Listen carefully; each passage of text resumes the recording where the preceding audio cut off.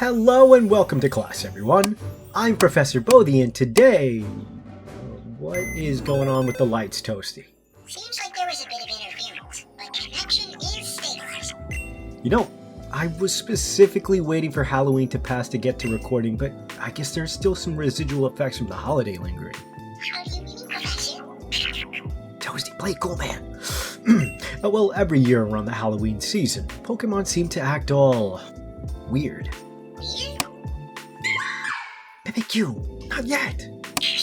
I figured we should wait past Halloween to put our video out to let the chaos subside a little. For Ghost, Dark, and Psychic-type Pokemon, the barrier between our world and theirs, what we might refer to the spirit world, weakens. I've decided to call a forum and invited psychics, sages, and even a hexmate. Oh my god!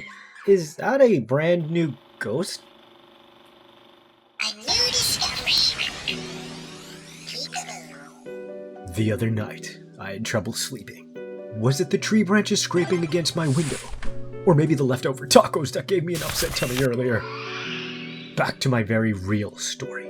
Professor, that was not a hoax, Dang it, Toasty, edit this part out. Where was I? Okay, I decided to get up and look over some notes I'd recorded about the Halloween holiday phenomenon when I stepped out of my room to see a figure at the end of the hallway. A flash of white from the lightning storm illuminated for a brief second, and then whoosh, it disappeared. I summoned Toasty, and as we tiptoed across the creaky floorboards, I could swear the hallway started to extend itself for what felt like forever when... Professor, you okay? Yeah, I'm good. Myuu, don't make that face, buddy. It was an accident. Let's get that costume off of you. I know they all fell for the bit.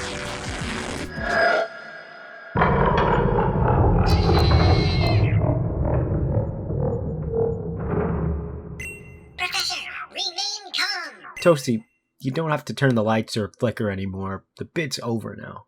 Professor? It wasn't me. Yeah, okay, wise guy. Let's do a quick check. Professor Bodhi. Here. Did you just refer to yourself in the third person? Toasty. Myuu?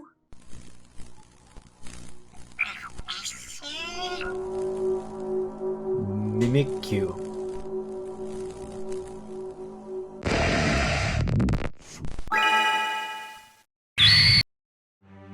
This channel and laboratory now belong to me. Professor Brody! The professor who used to run this lab, he was boring. Played it safe, played it by the books, but where's the fun in that? Science begs to be used to its full potential. With polymer Pokemon, I alone can control life and death as I see fit. Why, I'd be a hero? Thus, allow me to chronicle my journey and save Pokemon left behind by this ugly, god-forsaken world.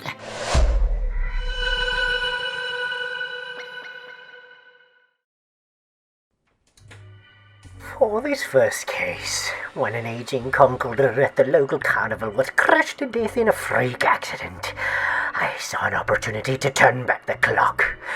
You see, as a young boy, that conqueror brought me so much joy. He brought us all smiles in the town, and in an instant, his very own was taken away. I retrieved his body, and thus I sought the perfect formula to create my very first polymer Pokemon. I just needed to iron out the kinks. Iron? Yes. Area Zero brought forth two sandy shocks, a primitive but powerful source of metal and electricity. Perfect building blocks to usher in new life.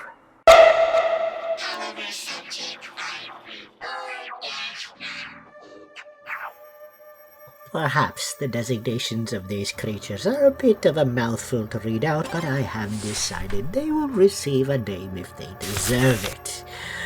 Their only task is to stay alive, of course. Subject 534-989 lacks intelligence, although he is in an odd way endearing still. Able to at least respond to basic commands, this entity, who I've nicknamed Frank, has potential beyond any of his more natural Pokemon counterparts.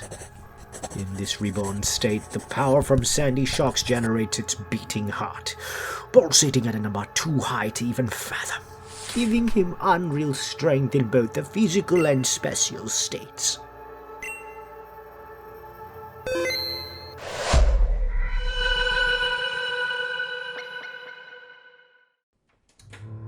I have, in my time as the town's professor and alchemist, come to make quite a few enemies. People as I see it are afraid of change, and those that can see past those fears, well, I wouldn't call them allies per se, but they have helped me execute my ambitions. In the case of our local baroness, I owed her for some coin, and she informed me that her beloved Serena was suffering from a terminal illness and gave me the creature to transform her so she may live to see another day. Subject 472, 763. It may take years or even decades for these simple-minded buffoons to accept that polymer Pokemon will be the true successor to evolution. But with successes like this, I may win favor yet. I've come to call this beauty Camilla, and she is as every bit powerful and commanding as the trainer she once called her master. The Baroness met with, well, let's say an accident, and thus Camilla now belongs to me. She has since dispatched several guards that have come knocking at my chamber door, and she herself moves as quiet as shadow, startling even I as I work to late hours of night. I fear I may have made her too efficient, although I have already come to accept that if she chooses to end my life, then I am happy to be undone by my own work.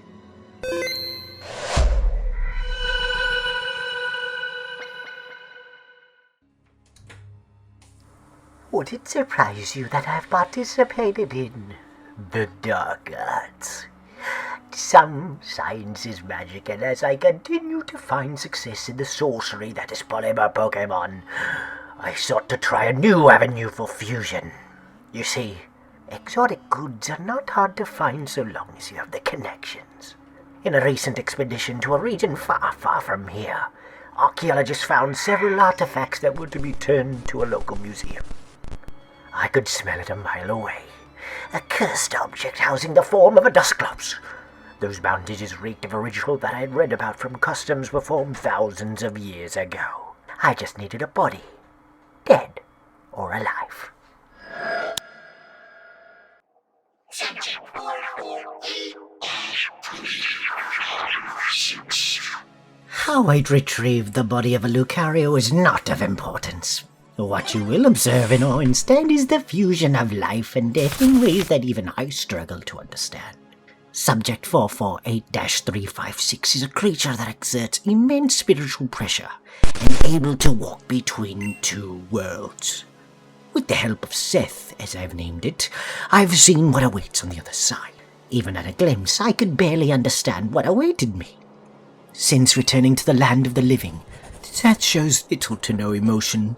I suspect it is incomplete, but my grand scheme will continue when I find a Coffer Egregious, although it may be some time before I can get my hands on such an entity.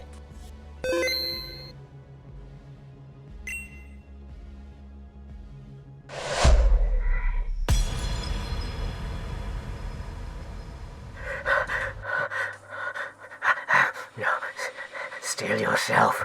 I am recording this log, locked in my own bunker at the bottommost level of my lab. I suspect I don't have much time. After all these years, I believe I would have met my demise by the hands of my own hubris, but alas, I have been courted by a creation made by unholy law. It appeared to be a Pikachu, but no, it was a wretched copy of one instead. I saw shadow and ink bleed down its back, and for a mere moment I could see a hand beckoning towards me. My mind thought to obey before my body and instinct took over. If this is my final log, then I shall say this. I have no regrets regarding my body of work, and one day the people will regard me as a visionary.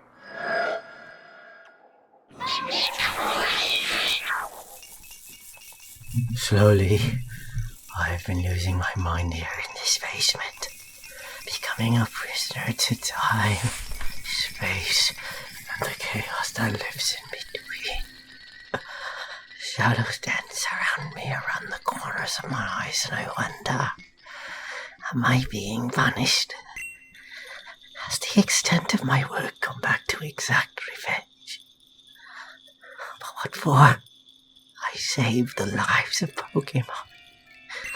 I should be heralded as a hero. Instead, I am talking out into a cold void. No one will hear this. They would never believe me anyway. I believe this is the end for me.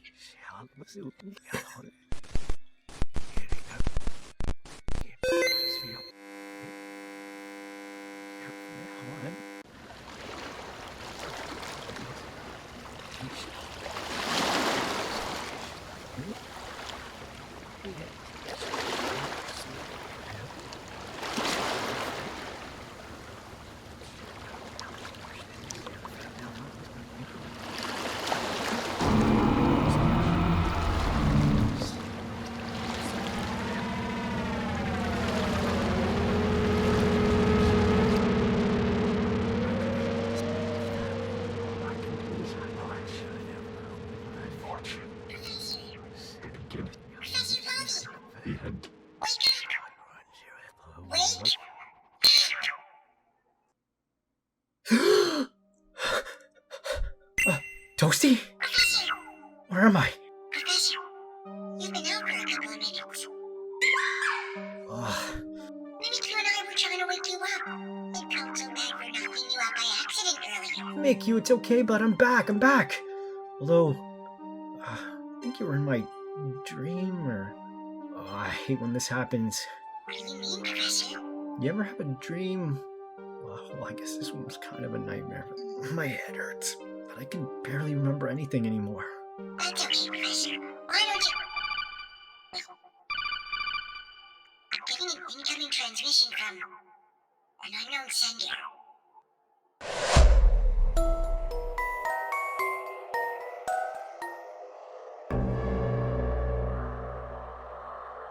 I float in a world there is no light. I have been consumed by darkness. I float in a world where there is no light. All paths lead to here, where I no longer need my eyes, my mind, or my body. I have been consumed by darkness. Here it is cold, but it is all right. I have looked upon my life and I see the truth in my work. It is all for naught. I have been consumed by darkness, but today I can make out the shape of something. Watching. Something that was always there. But now I am free. It waves towards me, beckoning. And all I can do is oblige. I am watching. The beginning. The end. I am watching.